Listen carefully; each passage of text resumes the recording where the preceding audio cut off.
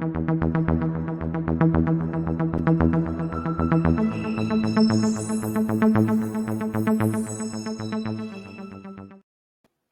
everyone, Will Brink here, brinkzone.com.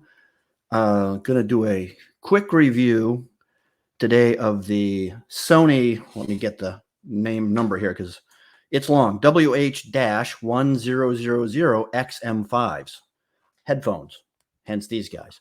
Don't know why they couldn't come up with an easier model number, but anyway. But before I do a quick review of these guys, I just want to give a little background.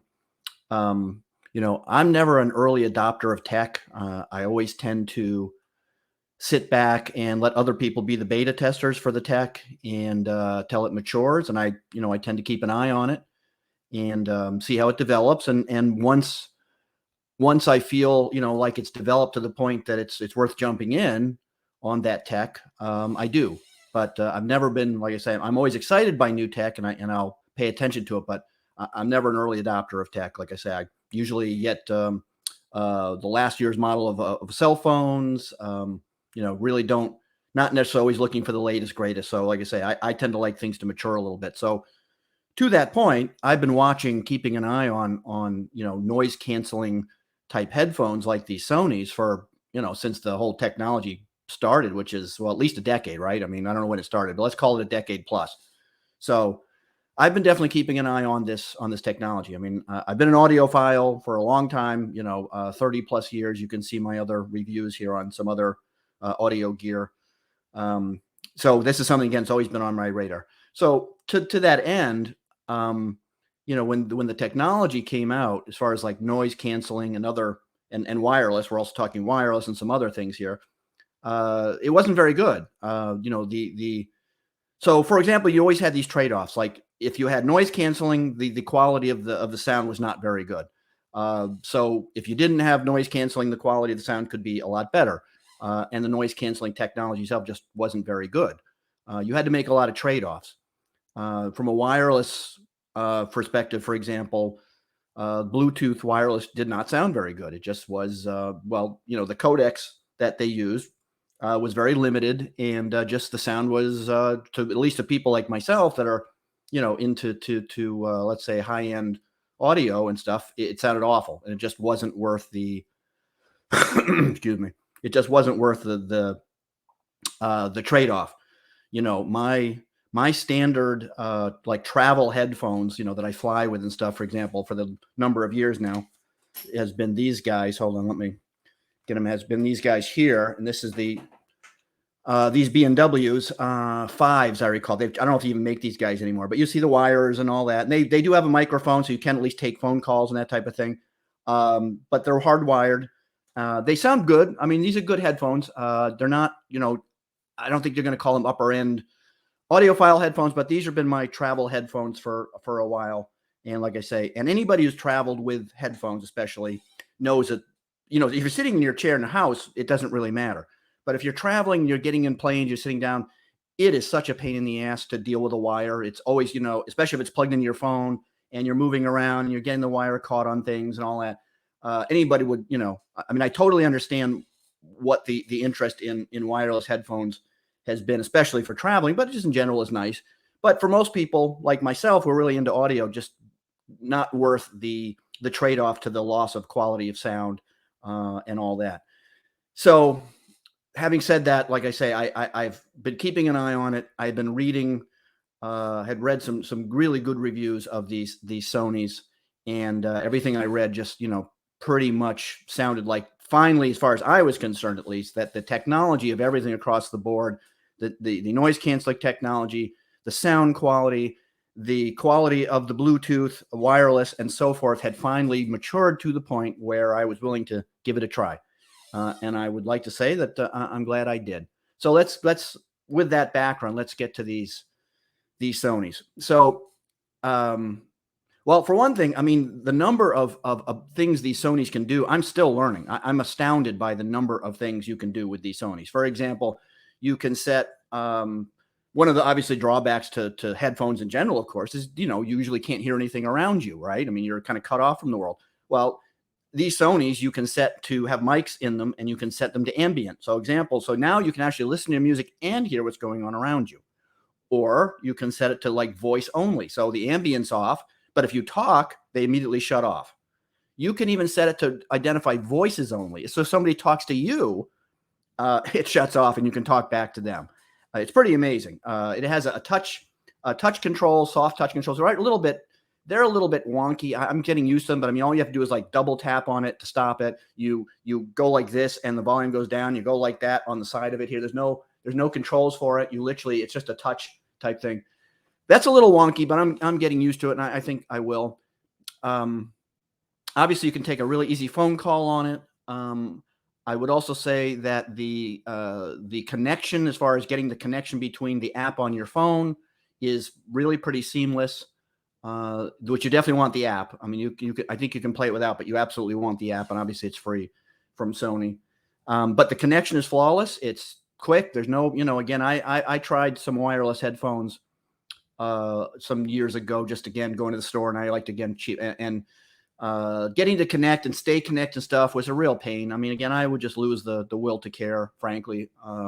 Especially if I was traveling, I'm in an airport or whatever. So everything about the functionality, the usability, and all that of these Sonys is really impressive. And like I say, I'm still learning all the things you can do with it. I mean, and I'll put a link below for people again that want to go look at the specs and the details. I don't tend to get heavy into specs and stuff in things that I review, because I think that's just dry. I mean, anybody can look that up. What I tend to do, like for audio stuff, is I just link the specs and the details below the video, and a link for people that want to look more. And I'm going to do that with these Sonys. I just want to get the big picture stuff out. But yeah, like I say, the functionality, the amount of things these Sonys can do is just really impressive. And everything so far works exactly as it should. The noise canceling is very effective. Or you can do ambient and non-ambient and voice detection. It all works really well. So all of it's been pretty seamless. So now, obviously, let's get to the important point. What is the sound now from an audio file perspective? The major, for some people, maybe this is not the big deal to them. Maybe this is not the deal breaker, but for me and others, it is. The obvious question is, well, okay, how do they sound? And they actually sound really good. Do they sound as good as, hold on, get these guys. They sound as, of course, the cable's going to hang up. Come on, cable. And now, do they sound as good as my wired Wi-Fi man headphones that I listen to when I'm like, hold on, when I'm like sitting at my desk like I am now, critically listening to music? No, they don't. But I don't expect them to. I mean, the Wi-Fi man headphones there, they have no functionality other than listening. I mean, they're hardwired. They're plugged into an amp and all that, and they sound fantastic. But these Sony sound really good. I mean, I would give them, I'm going to give them an 8.5 out of 10. For audio, and what I mean by that is, I think even audiophiles, like people that would be really critical listeners, I think will have a perfectly enjoyable musical experience from them. They're not going to leave you again wanting too much. They're not going to maybe be up to what we would consider, audiophile grade type headphones. But I think they're, like I say, the musical experience is quite good. They're very neutral. I would have to actually give them sort of almost a similar sound to the B&Ws in that respect. To get the most out of them, you need to use the app and use the controls as far as the band controls to tweak the low and the mids and all that, which works for the EQ. It works well. I think without the EQ, they're a little heavy on the bass for me, at least. I mean, a lot of times Sony's kind of known for being a little bass heavy. They assume that the average person, probably younger, is buying them and wants to hear the thump thump thump. I definitely would prefer to hear a faster, tighter, more accurate bass and get better mids out of it, because again, when you have mushy or heavy low bass, the mids tend to suffer.